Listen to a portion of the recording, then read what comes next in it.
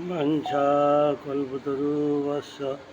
कृपासिन्धुभ्येव च पतितानां पावनेभ्यो वैष्णवेभ्यो नमो नमः। हरे कृष्ण कृष्ण कृष्ण हरे हरे हरे राम राम राम हरे। सर्वाग्र अस्मद गुरुपाद नित्यलवसंविष्टपाद अष्टोत्तर शत श्री श्री स्मत् भक्तिवेदांत वामन गोस्वामी महाराज श्रीचरण कमले ए दिनेर असंख्य असंख्य साष्टांग दंडवत प्रणाम ज्ञापन करी तत्पश्चात पूजन वैष्णवबृंद मातृमंडले चरणे যথাযোগ্য प्रणाम निवेदन करी ताদের सुआशीर्वाद प्रार्थना करी। আমরা দেবানন্দ পণ্ডিতের ভাগবত অর্থ শিক্ষাদান নবদ্বীপের মধ্যে কৌলদ্বীপ একটি দ্বীপ, উহার বর্তমান শহর হচ্ছে নবদ্বীপ। দেবানন্দ পণ্ডিতের এখানে বাস ছিল, তার টোলে শ্রীমদ্ ভাগবত পড়ানো হতো। সুভাষ পণ্ডিত তার টোলে ভাগবত পড়ার জন্য গিয়েছিলেন। ভাগবত পাঠ শুনে একদিন প্রেম ভরে তিনি কাঁদতে লাগলেন যে অহো বকিয়ং স্তনকাল কূটং জিগাংসাপি অদপ্য সাধ্যে লেবেগতিং কংবা দয়ালুং শরণং ব্রজেম। ভাগবতে যে এমন দয়ালু কৃপালু কে আছে যে পুতনা তিনি স্তনেতে কালকুট বিষ মাখিয়ে তিনি কৃষ্ণকে মারার জন্য এসেছিলেন। কৃষ্ণ তাকে ধাইমার গতি দিলেন, মানে ধাত্রচিতাং গতি দিলেন। এমন দয়ালু কৃপালু কে আছে যে তার ভজন করে না, শত্রুভাবে এসে তাকে মায়ের গতি দিলেন। এই কথা শুনে তিনি অধর্ণনে খণ্ডন করতে লাগলেন। তাতে দেবানন্দ পণ্ডিতের ছাত্রগণ সেখান থেকে তাকে বের করে দেয়। তাকে ঘাড় ধরে তার ছাত্ররা বের করে দেয়। দেবানন্দ পণ্ডিত কিছু মানা করলেন না। এই যে সাত্ত্বিক বিকার ভক্তের বুঝবার ক্ষমতা নেই। অশ্বশক্তি বিকারে বুঝবার ক্ষমতা সাধারণের নাই। অজ্ঞ ছাত্রদের মাস্টারও অজ্ঞ। ছাত্রের এই আচরণে দেবানন্দ পণ্ডিত কোনো প্রতিবাদ করলেন না। সুভাষ পণ্ডিতের চরণে অপরাধ হয়েছিল। বৈষ্ণব অপরাধ হলে ভগবানও ক্ষমা করেন না। তখন চৈতন্য মহাপ্রভু এ জগতে আসেননি, তিনি জগতে তখন আসেননি, আবির্ভূত হন নাই। মহাপ্রভু অন্তর্যামী, তাই মহাপ্রভু ক্রোধে দেবানন্দ পণ্ডিতের ভাগবত গ্রন্থ ছিঁড়িয়া ফেলিতে আদেশ করেন। ভাগবত বুঝিহান যার আছে জ্ঞান, সে না জানে কভু ভাগবতের প্রমাণ। ভাগবতের অচিন্ত ঈশ্বর বুদ্ধি যার, সে জানে ভাগবত অর্থ ভক্তি সার। ভাগবত অর্থ হচ্ছে ভক্তি। চৈতন্য ভাগবত ব্যাসবতা বৃন্দাবন দাস ঠাকুর বললেন, ভাগবত দুই ভাগবত আছে, এক গ্রন্থ ভাগবত আর একটা ভক্ত ভাগবত, আর একটা হচ্ছে চৈতন্য ভাগবত, আর একটা হচ্ছে শ্রীমদ্ ভাগবত। এই ভাগবত বুঝি হেন যার আছে জ্ঞান, ভাগবত বুঝবে এই জাতীয় যার জ্ঞান আছে, সে না জানে কবু ভাগবতের উপর। জ্ঞান যদি থাকে তাহলে সে জানে না, সে না জানে কবু ভাগবতের উপর। ভাগবতে যে কী আছে তার সে জানে।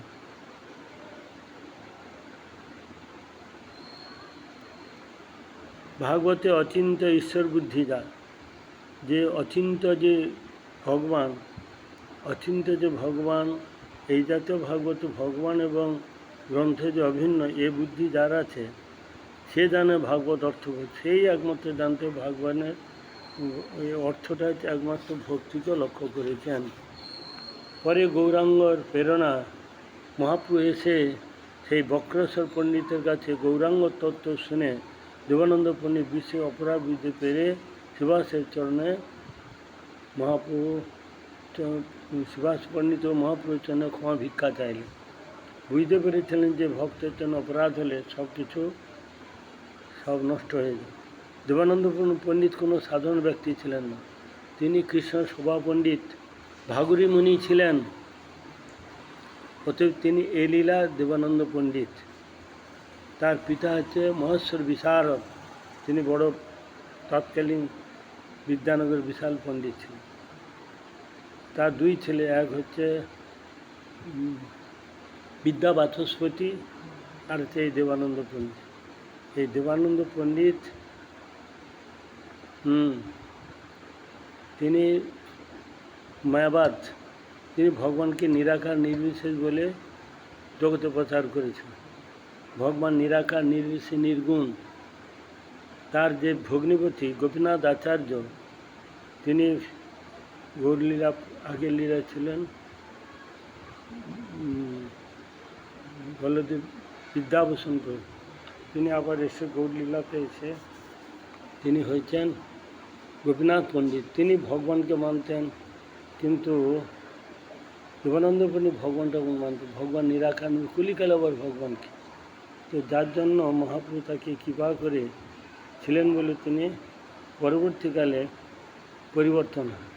এই দেবানন্দ পণ্ডিত তিনি ছোটোবেলায় পড়াশোনা করতেন, স্কুলে খুব ফাঁকি দিতেন, কিন্তু তার পিতার খুব নাম ছিল মহেশ্বর পণ্ডিতের, তৎকালীন খুব বড় পণ্ডিত ছিলেন। তিনি বাড়িতে খুব দুষ্টামি করতেন, বাড়িতে থেকে বাইরে কারো বাড়িতে চুরি করা, ছেলের সঙ্গে মারামারি করা, খুব দুষ্ট উৎপাটাং ছিল। পড়াশোনার নাম করে স্কুলে যেতেন না, আর প্রতিদিন তার নাম নালিশ আসত। এই জন্য যখন দেবানন্দ পণ্ডিত বাড়িতে থাকবেন, মানে তার পিতা মহেশ্বর বিশারদ, তখন তিনি বাড়িতে যেতেন না। জানে যে বাবা এই সময় থাকবেন, স্কুলে পড়াতে, টোলে পড়াতে চলে যাও। ওই সময় গিয়ে মায়ের কাছে বলতে যে মা খেতে দাও, আর মা তো ছেলের আবদার, আর এরকম প্রতিদিন খেয়ে দিয়ে চলে যেত। দিনের পর দিন যখন তার নামে সবাই নালিশ করতে লাগলো, তখন তিনি একদিন তার স্ত্রীকে বললেন যে দেখো, ও এত দুর্নাম, আমার এত সুনাম, সবাই আমাকে সম্মান করে, আর তার ছেলে হয়ে, একটা ছেলে ভালো, সে বিদ্যাবাচস্পতি, তিনি বড় পণ্ডিত, সেই বিদ্যাবাচস্পতির কাছে জীব গোস্বামীপাদ কাশীতে ব্যাকরণ শিক্ষা লাভ করেছে। কাশীতে তখন বিশাল এর নাম ছিল।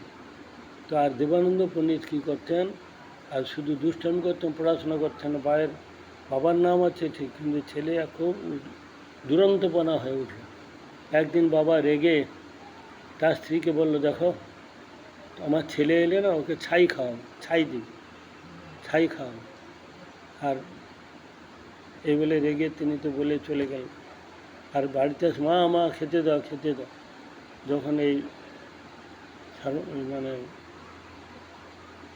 সারভট্টাচার্য, এ তো আলাদা প্রসঙ্গ, দেবানন্দ পণ্ডিত হচ্ছে আলাদা। এতে সারভট্টাচার্যের ঘটনা। সারভট্টাচার্য তিনি বৃহস্পতির অবতার, আর দেবানন্দ পণ্ডিত হচ্ছে কৃষ্ণ শোভা পণ্ডিত ভাগরবণী, আর সারভট্টাচার্য হচ্ছে বৃহস্পতির অবতার। কিন্তু তিনি এই লীলা এসে তিনি কী করছেন, ভগবান নিরাকার, নির্বিশেষ বলে তিনি জগতে প্রচার করছেন। তো এই দেবানন্দ পণ্ডিত তিনি বক্রেশ্বর পণ্ডিতের যখন এক সময় তিনি ভাগবত করেছিলেন, তখন তার সে গৌরাঙ্গের ভাগবত হরিনাম সংকীর্তন ভাগবত কথা বলেছিলেন। তখন এই দেবানন্দ পণ্ডিত তার কথা শুনে তিনি অপরাধ বুঝতে পেরে তিনি শিবাসের চরণে এবং মহাপ্রভুর চরণে অপরাধ ক্ষমা প্রার্থনা করলেন, এবং উভয়তে তারা নিজ গুণে তার অপরাধ মার্জনা করলেন। আর ওদিকে সারভট্টাচার্য, তিনি পিতার সুনাম ছিল, তখন তৎকালীন বিদ্যানগর ছিল অক্সফোর্ড অফ বিদ্যানগর, বিশ্বের মধ্যে বিদ্যানগর সব থাকতে বড় টোল ছিল, বড় পড়াশোনা হতো, সবাই ওখানে এসে উদ্ধার হয়েছে। তার আচার্য স্বয়ং মহাপ্রভু, তার আচার্য এখানে এসেছে, গৌতম মুনি, সাধু, মানে শিব ঠাকুর এখানে আরাধনা করেছে। মহাপ্রভু কৃপার জন্য সবাই এখানেতে এসে উদ্ধার হয়েছে। তো সেই দেবানন্দ পণ্ডিত পরবর্তীকালে তিনি, বাবা যখন এই খেতে মানা করলেন, মাকে বলছে এই ছাই কেন, আর তুই তো পড়াশোনা করি না, দুষ্টামি করিস, তো বাবা রেগে আর আমাকে বলেছে ওকে ছাই দিয়ে, অন্য থালার মধ্যে ছাইও দিয়েছে আর অন্ন দিয়েছে। তিনি রেগে তিনি কী করলেন, না খেয়ে দিয়ে ঘর থেকে বেরিয়ে গেলেন। বেরিয়ে গিয়ে এখানে ঘুরতে ঘুরতে পোড়ামা তোলা এলো। পোড়ামা তোলা মানে সেখানে পূর্ণমাসী যোগমায়া আছে, যোগমায়া, পোড়ামা মানে যোগমায়া। সেই যোগমায়ার কাছে অধ্যায় দিলেন যে আমাকে তুমি পড়াও মা, মানে আমাকে পড়াও। পোড়া মা মানে মুখটা পোড়া, সেই কালী ঠাকুরের কথা বললেন। এখানে পোড়াও মা, পোড়া মা, সেখানে তিনি তার কৃপাতে তিনি বুঝতে পারলেন যে আমাকে পড়াশোনা করে আমাকে মানুষ হতে হবে। সেই থেকে সেই জায়গাটার নাম হয়ে গেল পড়াও মা। তো এখান থেকে তিনি কিন্তু ভগবানকে নিরাকার নির্বিশেষ ভেবে মহাপ্রভু যখন পুরীতে গিয়েছিলেন, বলছে অল্প বয়সে তুমি সন্ন্যাস রক্ষা করতে পারবে না, তুমি সন্ন্যাস রক্ষা করতে পারবে না, তুমি বেদান্ত পড়ো। তো মহাপ্রভুর কাছে এই সার্বভট্টাচার্য 7 দিন 7 রাত বেদান্ত পড়েছিল। তো সার্বভট্টাচার্য বলছে তুমি যে 4 দিন কদিন যে পড়াশোনা করলে কি বুঝলে, কিছু তো বলনি কেন? তখন তিনি বললেন আপনি তো আমাকে শুনতে বলেছেন, আমি শুনেছি, আচ্ছা কিছু বলো।